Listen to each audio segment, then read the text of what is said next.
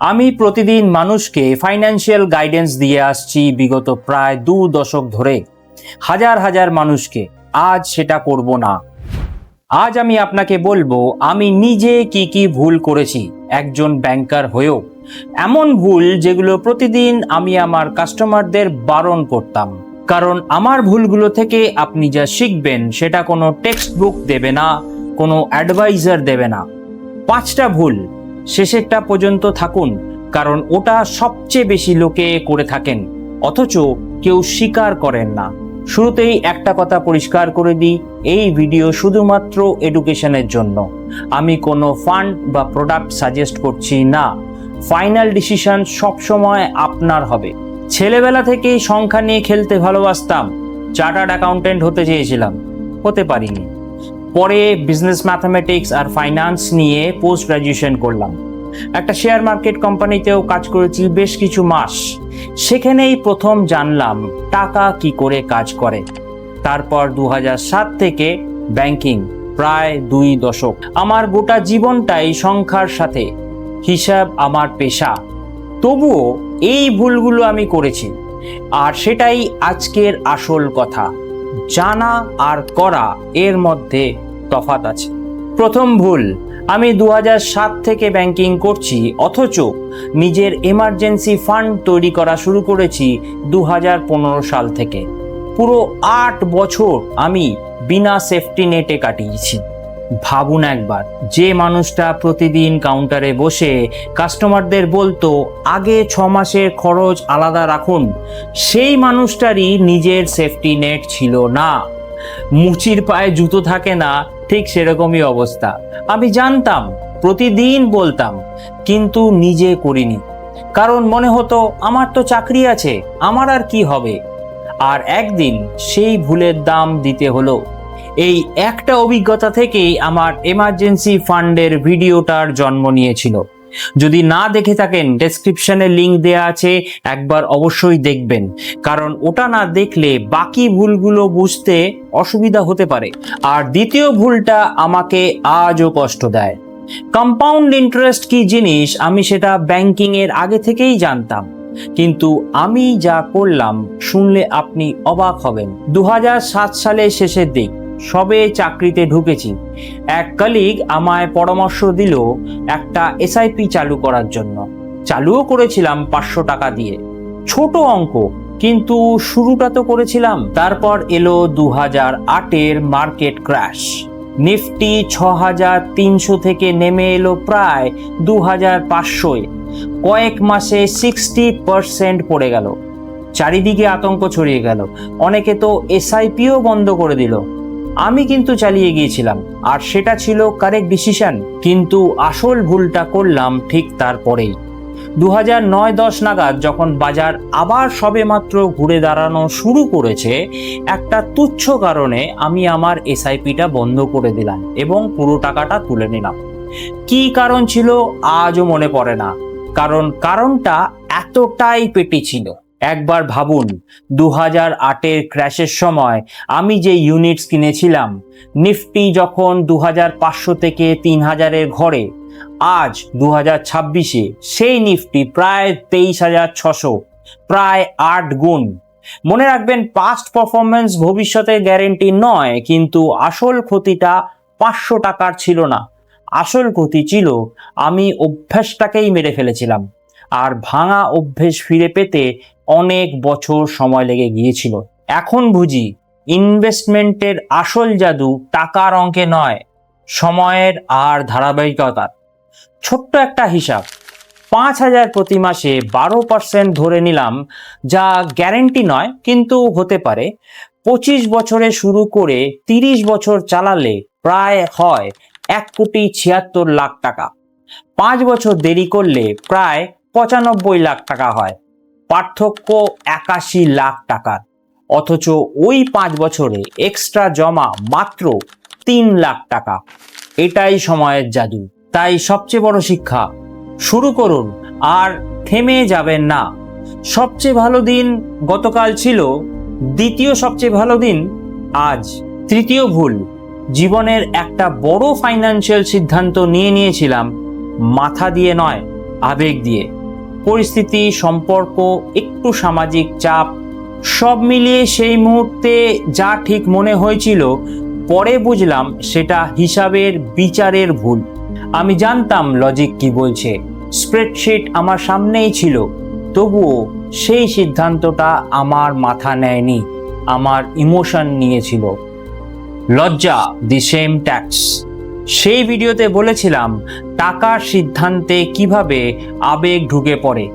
সেদিন আমি অন্যদের কথা বলেছিলাম ঠিকই, কিন্তু আজ স্বীকার করছি আমি নিজেও একই ফাঁদে পা দিয়েছিলাম। শিক্ষাটা এই নয় যে আবেগকে দূরে রাখুন, সেটা সম্ভব নয়, কারণ আমরা মানুষ। শিক্ষাটা হলো বড় সিদ্ধান্তের আগে আবেগকে চিনে নিন, তারপর ড্রাইভার সিটে লজিককে বসান, আবেগ থাক প্যাসেঞ্জার হয়ে। চতুর্থ ভুল, আর এটা সবচেয়ে চুপি চুপি আসে। ক্যারিয়ারের শুরুর দিকে যতবার স্যালারি বাড়তো, ঠিক ততটাই বা তার বেশি আমার খরচ বেড়ে যেত। ইনক্রিমেন্ট মানেই নতুন ফোন, একটু ভালো জায়গায় বাড়ি, বেশি বাইরে খাওয়া দাওয়া। আর ফলটা কি হলো?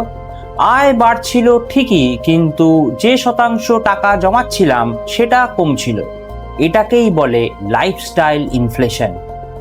একটা কংক্রিট উদাহরণ দিই, আমার নিজের। 2008 সালে একটা গাড়ি কিনলাম, মাসে 8,000 টাকা ইএমআইতে। লোন ছিল 5 বছরের। স্যালারি তখন যথেষ্ট ভালো, 8,000 টাকা অনায়াসেই দিতে পারতাম, তাই একটুও না ভেবে গাড়িটা কিনে ফেললাম। 5 বছর ইএমআই বাবদ দিয়েছি 4,80,000 টাকা। এবার ভাবুন উল্টোটা, লোন তো 5 বছরের শেষ, কিন্তু ওই 8,000 টাকা যদি 2018 থেকে আজ পর্যন্ত প্রায় 8 বছর একটা এসআইপি রাখতাম, 12% ধরে নিলে, যা গ্যারেন্টি নয়, হতে পারে, দাঁড়াতো প্রায় 13 লক্ষ টাকা। তার বদলে আজ আমার হাতে কি? একটা গাড়ি যার দাম প্রতি বছর কমছে, একটা হাইলি ডেপ্রিসিয়েটিং অ্যাসেট। আমাকে ভুল বুঝবেন না, তবে গাড়ি দরকার থাকতেই পারে। ভুলটা গাড়ি কেনা নয়, ভুলটা হলো স্যালারি অ্যালাউ করছে বলেই না ভেবে কিনে ফেলা। দরকার আর শখ দুটোকে আলাদা রাখুন। আর এই ভুলটা শুধু এপার বাংলার নয়, ওপার বাংলার মানে বাংলাদেশের মিডল ক্লাসেরও ঠিক একই ফাঁদে পড়ে যান। স্ট্রাকচার আলাদা, কিন্তু মানুষের মন এক। আয় বাড়লেই খরচ বেড়ে যায়। আমি দেরিতে একটা নিয়ম শিখেছিলাম, যেটা আজ বলে দিচ্ছি। প্রতিবার ইনক্রিমেন্ট হলে যত শতাংশ বাড়লো, তার অন্তত অর্ধেক আগে ইনভেস্টমেন্টে যাক, তারপর লাইফস্টাইল বাড়ান। নিজেকে আগে দিন, তারপর বিশ্বকে দেবেন। আর পঞ্চম ভুল, সংক্ষেপে বলবো কারণ এটা একটা বড় বিষয় যা আলাদা একটা ভিডিওর দাবি রাখে। আমি একসময় ইন্স্যুরেন্স আর ইনভেস্টমেন্ট এই দুটোকেই গুলিয়ে ফেলেছিলাম। ভাবতাম একটাই জিনিস দিয়ে দুটো কাজ হয়ে যায়। অনেক পরে বুঝলাম প্রোটেকশন আর ইনভেস্টমেন্ট আলাদা দরকার, আলাদাভাবে ভাবা উচিত। এর বেশি কিছু আজ বলছি না, শুধু এইটুকুনি মনে রাখবেন, নিজের পলিসিগুলো একবার ঠান্ডা মাথায় খুলে দেখুন, ঠিক কি কিনেছেন আর কেন কিনেছেন। এই 5টা ভুল একসাথে রাখলে একটা প্যাটার্ন বেরিয়ে আসে। লক্ষ্য করে দেখুন, আমি নিজে অজ্ঞ ছিলাম না, আমি সব জানতাম, কিন্তু তবুও ভুল করেছি। মানে আসল সমস্যা নলেজ নয়, আসল সমস্যা সিস্টেম আর ডিসিপ্লিনের। জানা থাকলেই হয় না, একটা ফ্রেমওয়ার্ক লাগে যেটা আপনাকে ভুলটা করতে দেবে না। তাই আজ আমি একটা সহজ সিস্টেম মেনে চলি, যেটা এখন আমি আপনাকে বলছি। প্রথম, আগে এমার্জেন্সি ফান্ড তৈরি করুন। দ্বিতীয়, পর্যাপ্ত প্রোটেকশন নিন। 3 নম্বর, নিয়ম করে ইনভেস্টমেন্ট করুন আর দেরি না করে চালু করে দিন। আর শুরু করলে কখনোই থামবেন না। আর 4 নম্বর, ইনক্রিমেন্ট এলে লাইফস্টাইল নয়, সেভিংস বাড়ান। আমি আমার ভুল থেকে এই সিস্টেমটা শিখেছি, অনেক টাকা আর অনেক বছরের বিনিময়। আপনি সেটা শিখতে পারলেন শুধুমাত্র এই কয়েক মিনিটের ভিডিওটা দেখে।